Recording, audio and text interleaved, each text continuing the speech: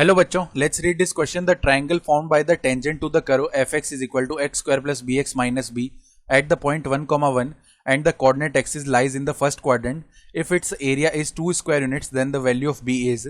तो हमें b की वैल्यू बतानी है। यहाँ से स्टार्ट कर लेते हैं हमारे की कॉन्सेप्ट से। की कॉन्सेप्ट देखो क्या हो जाएगा, equation of line, equation of line in intercept form, in intercept form देखो क्या होती है, x अपॉन में a प्लस में y अपॉन में b इज इक्वल टू 1, जहां पे a तो x इंटरसेप्ट और b y इंटरसेप्ट होता है। यानी ये इस तरीके का फिगर है। ये जो है ना, ये पूरा a हो जाएगा, ये यहां से b हो जाएगा। ठीक है, इस तरीके से हम बता सकते हैं इसको। अब ध्यान से देखो, जो हमें fx है, कर्व जो है वो क्या दिया हुआ है, x square plus B x minus B. तो इस पे जो टेंजेंट की स्लोप है वो एफ डैश एक्स से डिनोट होगी। डिफरेंशिएशन कर लेते हैं, एक्स स्क्वायर का 2x प्लस में बी एक्स का b हो जाएगा और माइनस बी का 0 क्योंकि कांस्टेंट है।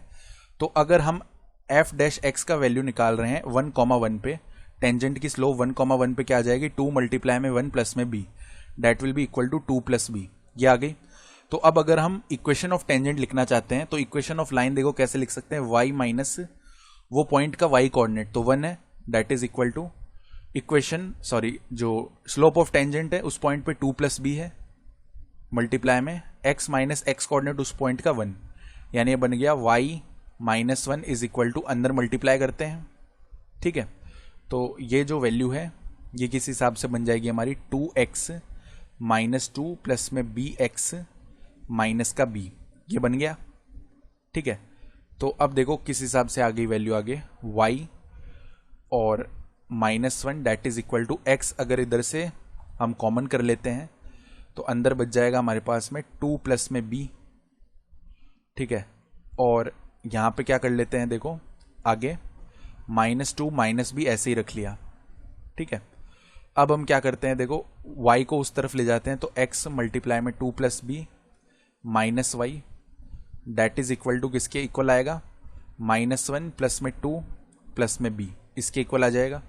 यानी x मल्टीप्लाई में 2 plus b minus y that will be equal to 2 minus 1 1 होता है, तो ये तो b प्लस 1 ही आ गया। यानी b प्लस 1 का डिवाइड कर दे बोथ साइड्स, तो x मल्टीप्लाई में 2 प्लस बी अपॉन में b plus 1 minus y upon में b plus 1 that is equal to 1। यानी कि 2 प्लस बी को अपॉन में ले जाएं तो x अपॉन में b प्लस 1 अपॉन में 2 प्लस बी और माइनस वाई अपॉन, देखो माइनस को भी नीचे ले जाते हैं तो प्लस लिख लिया।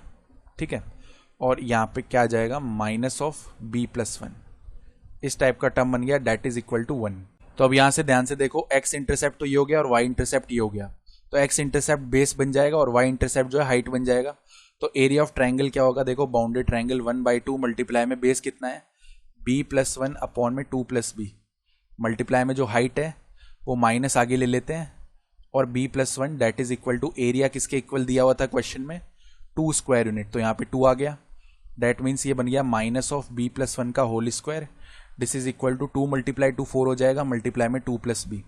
तो देखो माइनस अंदर होल स्क्वायर ओपन करते हैं, b स्क्वायर प्लस 1 प्लस में 2b that is equal to 8 plus में 4b आ गया। अब देखो अंदर माइनस से मल्टीप्लाई करते हैं, minus b square minus 1 minus का 2b that is equal to 8 plus में 4b। सभी टर्म्स को उस तरफ लेके जाते हैं तो b स्क्वायर 4b प्लस में 2b यानी 6b आ गया, 8 प्लस में 1 यानी 9 आ गया, दैट इज इक्वल टू 0। तो ये तो बन गया b प्लस 3 का whole square that is equal to 0। यानी b प्लस 3 का वैल्यू भी किसके इक्वल आ रहा होगा, 0 के इक्वल, यानी b का वैल्यू आ जाएगा -3। तो b का वैल्यू -3 है, तो ऑप्शन सी सही है। I hope you understood this explanation. Best of luck.